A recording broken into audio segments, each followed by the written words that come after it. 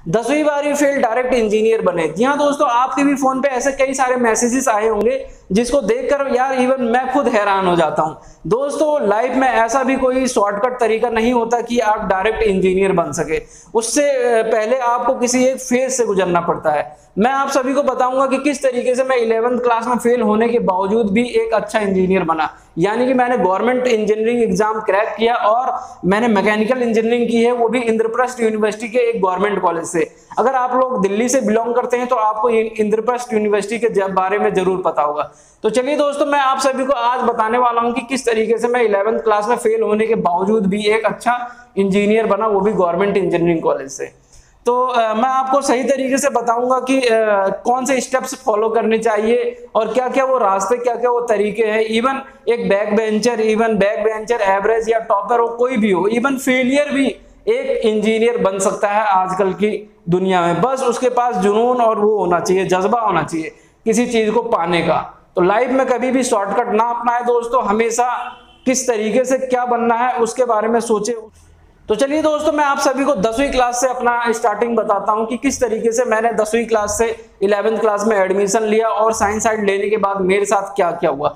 तो मैंने आप सभी को बता देता हूं कि भैया मैं गवर्नमेंट कॉलेज और गवर्नमेंट स्कूल से ही अपनी पूरी स्कूलिंग, अपना पूरा कॉलेज, अपनी पूरी स्टडी मैंने गवर्नमेंट कॉलेजेस और स्कूलों से की है। तो ये देख सकते हैं दोस्तों, जैसा कि मैंने इंजीनियरिंग कॉलेज भी गवर्नमेंट ही चूज किया और जो है मैं 11वीं क्लास में भी गवर्नमेंट में था, 10वीं में भी, इवन उसके नीचे जो भी मैंने क्लासेस पढ़ी है वो सारा गवर्नमेंट स्कूल से ही किया, और वो भी सर्वोदय बाल विद्यालय, राजकीय बाल विद्यालय। अगर आप दिल्ली से बिलोंग करते हैं तो आपको बड़े ही अच्छे से समझ में आएगा।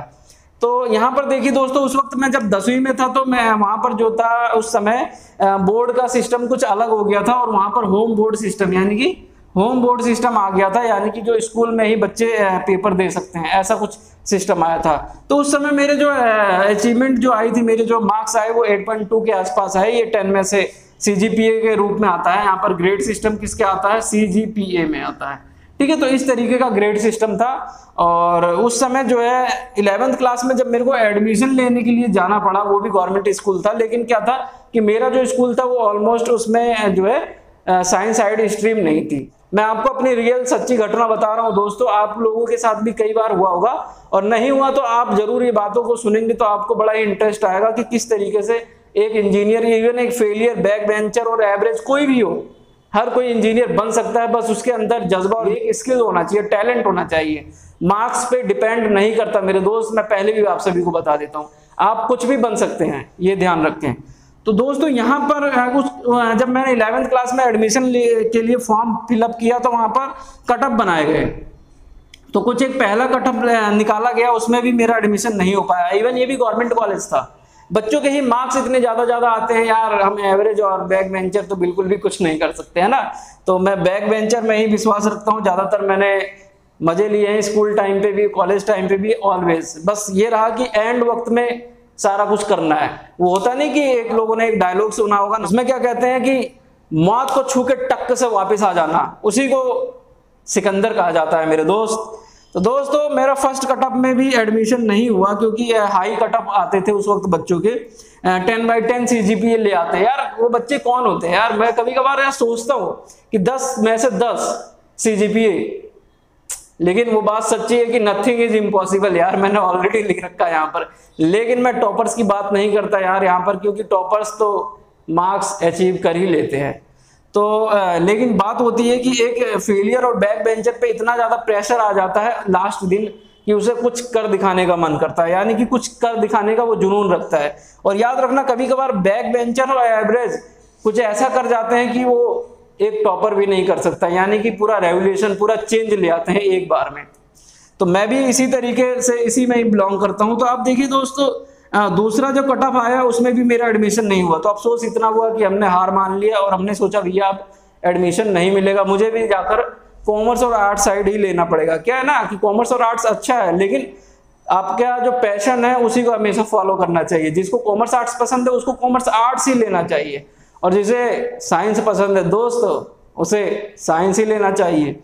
तो दोस्तों मेरा भी कुछ इसी तरीके से था। उस वक्त 3 इडियट की एक मूवी आई थी और मैंने उस मूवी में देखा भैया आमिर खान जो है एक मैकेनिकल इंजीनियरिंग का मैकेनिकल इंजीनियर का यानी कि वहां पर रोल निभाते हैं, और किस तरीके से क्या क्या इंस्ट्रूमेंट और एंड में क्या क्या मतलब दिखाया गया, वो बड़ा ही मजा आया। मशीनों के सामने बैठकर वो जो पढ़ाई होती है उसमें बड़ा ही मजा आता है। इवन मेरे साथ भी हुआ कॉलेजों में, हम मैकेनिकल इंजीनियरिंग के कॉलेज में सच में ऐसा ही होता है जैसा उसमें दिखाया गया है। जहाँ दोस्तों वहां पर मशीनें होती है चारों तरफ और हम वहां पर बैठ के क्लास अटेंड कर रहे होते हैं, लेकिन बहुत ज्यादा हीट और ये वो बहुत ज्यादा प्रॉब्लम्स होती है, लेकिन फिर भी उसी में ही हमें ढलना पड़ता है, मजा बहुत आता है। लेकिन अब तीसरा कट ऑफ आया, ये मोस्ट इंपॉर्टेंट, इसने ही मेरी लाइफ को चेंज कर दिया, एक इंजीनियर में बनाने में सबसे बड़ा मदद इस तीसरे कट ऑफ ने की। आज भी वो पेज मैंने अपने घर पे रख रखा है, इवन उसको अच्छे से बचा के रखा है, संभाल के रखा है। कभी लाइफ में देखता हूं तो मजा आता है कि यार इसी ने ही सारा कुछ मेरे को बदल के रख दिया।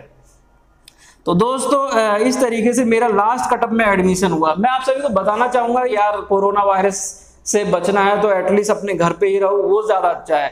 जॉब तो यार इंजीनियर्स को मिल ही जाता है, लोग पता नहीं क्या फैला रखे हैं भैया, इंजीनियर्स को जॉब नहीं मिलती। आपके अंदर स्किल्स और टैलेंट और अच्छे कॉलेजों से अगर आप लोगों ने किया है तो जाहिर सी बात है आपको दसन मैसेज, इवन मेरे 50 मेल्स अभी भी फोन में आते रहते हैं कि भैया जॉब। और इवन मैं जहां से जॉब अभी छोड़ के आया हूं वहां से अक्सर फोन आया करता है कि यार रिटर्न आ जाओ, आपकी जरूरत है।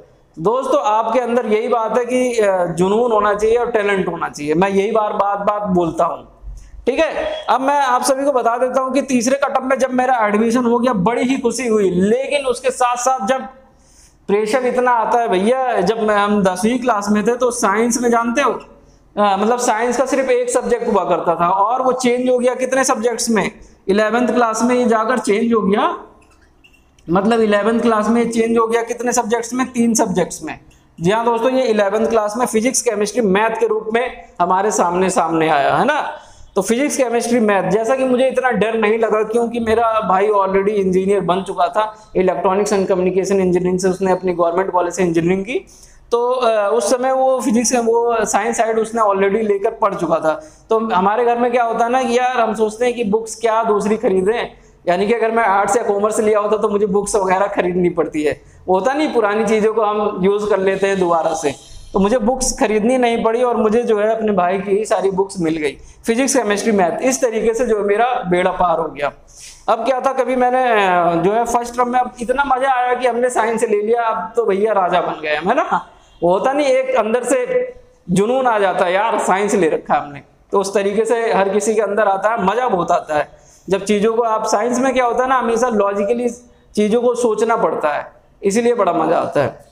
तो फिजिक्स केमिस्ट्री मैथ कुछ इस तरीके से मेरे दिमाग पे हावी हुआ कि मैं पकड़ नहीं बना पाया, यानी कि मैं जो हूँ खेल कूद में इतना व्यस्त हुआ। यानी कि 11th क्लास में जब मैं था तो वहां पर ग्राउंड में जाते थे हम स्कूल के, और क्या करते थे भैया, बैट बॉल खेलते थे, फुटबॉल खेलते थे, कुछ भी खेलते थे, है ना, बस मजे करना है। और स्कूल का भी क्या था कि यार स्कूल में इस तरह जो हम टाइम पे कभी पहुंचा नहीं करते थे। मेरा दोस्त था, हम वैन से स्कूल जाते थे, कभी बस से स्कूल जाते थे, तो क्या था कि कभी लेट हो गए, कभी कुछ हो गया, हमेशा कुछ ना कुछ रोज का कुछ ना कुछ पंगा रहता था। हम स्कूल पहुंचते थे 8, हमारा 7:30 का स्कूल था 8 का, तो हमेशा लेट हो जाते, तो रोज हमारी जो है हाथ पे पिटाई होती थी, कभी मुर्गा बन रहे, कभी कुछ।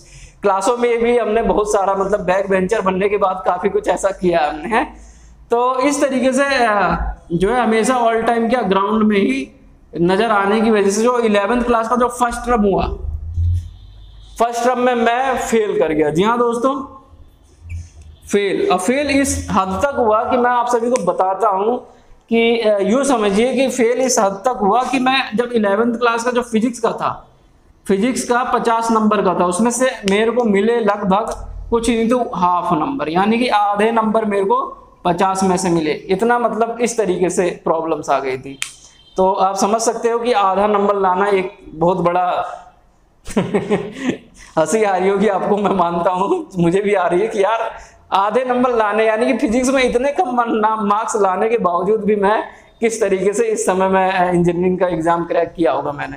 बड़ा ही आपको मतलब आपको विश्वास तो हो ही नहीं रहा होगा, इवन मुझे भी कभी कभार विश्वास नहीं होता, लेकिन कुछ भी हो सकता है अगर आप करना चाहें तो। तो दोस्तों फाइनली क्या हुआ कि यार पेरेंट्स को बुलाया गया, ये वो समय का जो वो दिन था वो मैं आज भी नहीं भूल सकता। फैमिली को बुलाया गया, काफी कुछ प्रेशर बनाया गया मेरे ऊपर, ये भाई वो, ये अगर पढ़ेगा नहीं तो इसको एडमिशन स्कूल से बाहर निकाल दिया जाएगा, ये कर दिया जाएगा। मतलब इस तरीके से जो है मेरी कंडीशन बन गई थी, क्योंकि यार इतने कम मार्क्स तो हर कोई देख के डर ही जाता है। लेकिन मेरी ही क्लास में कई लोगों के 0 भी आए थे तो मैं आप सभी को बताना नहीं चाहूंगा उनके नाम। अब देख सकते हैं दोस्तों, फाइनल टर्म उस वक्त सिर्फ 2 ही टर्म हुआ करता था, फर्स्ट हुआ और डायरेक्ट जो है हमारा एग्जाम हुआ फाइनल का। उसमें मेरे साथ क्या हुआ कि भैया सस्पेंस बन गया। क्या? सस्पेंस। जानते हो ना आजकल लोग बाग सस्पेंस ज्यादा क्रिएट करने में, यूट्यूब पे वीडियो भी लोग बाग बनाते हैं, सस्पेंस पहले क्रिएट कर देते हैं ना। तो मैं इस तरीके से बता रहा हूं कि उस वक्त भी मेरे साथ सस्पेंस इस तरीके से क्रिएट हुआ कि जो है मैं वहां पर गया भैया, जब रिजल्ट का दिन आया तो मैं गया और बोला, भाई मास्टर ने बुलाया, हाँ विनय आओ। सर मैंने कहा मेरा रिजल्ट का क्या हुआ? कह रहे हैं यार तुम मतलब फेल हो गए, विनय तुम फेल हो गए। यही लाइन थी यार, आज भी मेरे को अभी याद है कि तुम फेल हो गए। तो दोस्तों बड़ा ही अफसोस हुआ, लेकिन एक माहौल इस तरीके से था कि यार घर पे जाऊंगा कि क्या होगा, पापा तो सीधे यही बोलेंगे कि बेटा मुझे पता था कि तुमसे ना हो पाएगा। लेकिन दोस्तों ऐसा कुछ भी नहीं हुआ। मैं जब क्लास से बाहर निकल रहा था तो मेरे मास्टर जी यानी गुरुजी मेरे को दोबारा बुलाते हैं और कहते हैं विनय तुम पास हो गए, है ना। तो समझ लो दोस्तों कि मैं पास हो गया 11th क्लास में। फाइनली मैं जब पास हुआ तो बड़ी ही खुशी महसूस हुई। यहाँ दोस्तों ये वो खुशी थी जो कोई भी इंसान किसी के साथ शेयर नहीं कर सकता। अगर आप सभी के साथ भी ऐसा कुछ हुआ तो आप अपने कमेंट में, इस वीडियो के कमेंट में जरूर बताना कि कुछ इंटरेस्टिंग चीजें हुई अपनी लाइफ में। तो दोस्तों इस तरीके से ये सारी फेजेस से गुजरने के बाद मैंने 11th क्लास पास किया। और पास करने का यही तरीका था कि क्या आप सभी लोग सोच रहे होंगे कि क्या मैंने टॉपर का टाइम टेबल रटा? ऐसा कुछ भी नहीं था दोस्तों। मैंने ना ही टॉपर का टाइम टेबल लिया ना ही कुछ और। तो मैंने क्या किया भैया, मैं डायरेक्ट क्या इस पे वीडियो लेक्चर्स देखे मैंने लगातार। और मेरा भाई ऑलरेडी इंजीनियर था, उससे मैंने डिस्कस किया, मैंने टीचरों से डिस्कस करना शुरू किया। और मैं सोच लिया था कि पास होके रहना है, कुछ भी करना है। क्योंकि एवरेज और बैक बेंचर्स का कुछ एक माहौल ही ऐसा बनाया जाता है कि यार उनको कुछ समझा ही नहीं जाता। लेकिन ऐसा कुछ नहीं है दोस्तों, अगर आप जुनून और अपने मेहनत पे काम करेंगे तो एक ना एक दिन आपको सक्सेस जरूर मिलेगा। तो दोस्तों किस तरीके से मैं यहाँ पर लेक्चर्स और इस टाइम, मैंने कभी टाइम को वो नहीं देखा कभी भी कि मुझे लगा यार टाइम टेबल बनाते हैं, ये करते हैं, वो करते हैं। कभी भी मेरे को ऐसी चीजें करने की जरूरत नहीं पड़ी। मेरा जब मन करता था मैं उठ के किताब उठाया, भाई पढ़ना शुरू, है ना। कोई भी टाइम टेबल पढ़ने का कोई समय नहीं होता। कई बार लोग कहते हैं भैया रात को नहीं पढ़ना चाहिए, दिन को नहीं पढ़ना चाहिए, इतने इतने टाइम में। हाँ मैं मानता हूँ कि सुबह पढ़ने का एक अलग ही माहौल, एक माइंड फ्रेश रहता है तो चीजें अच्छे से समझ में आती है। लेकिन पढ़ने के लिए कोई भी टाइम फिक्स नहीं होता है दोस्तों। तो इस तरीके से दोस्तों मैंने कितने सारे फेजेस से गुजरने के बाद 11th क्लास पास किया और उसके बाद मैंने गवर्नमेंट इंजीनियरिंग का एग्जाम क्रैक किया। ये भी मैं बताऊंगा कि किस तरीके से क्या क्या स्ट्रेटेजीज मैंने अपनाई, कि किस तरीके से मैंने दिल्ली के गवर्नमेंट कॉलेज यानी कि IPU का नाम सुना होगा आप लोगों ने, IPU CET का एक एंट्रेंस एग्जाम होता है, दिल्ली में होता है, ये दिल्ली के बच्चों के लिए होता है। इवन अब तो ऑल इंडिया वाले भी दे सकते हैं और इसको शायद JEE मेन से जो है लिंक कर दिया गया। तो जी हाँ दोस्तों ये IPU का होता है, IPU। तो यहां से मैंने गवर्नमेंट कॉलेज से इंजीनियरिंग की। तो दोस्तों ऐसे ही फैक्ट्स और इंटरेस्टिंग बातों को जानने के लिए मेरे साथ बने रहे और अपना ध्यान रखें दोस्तों। मिलते हैं अपनी अगली वीडियो में, जब तक के लिए जय हिंद, जय भारत।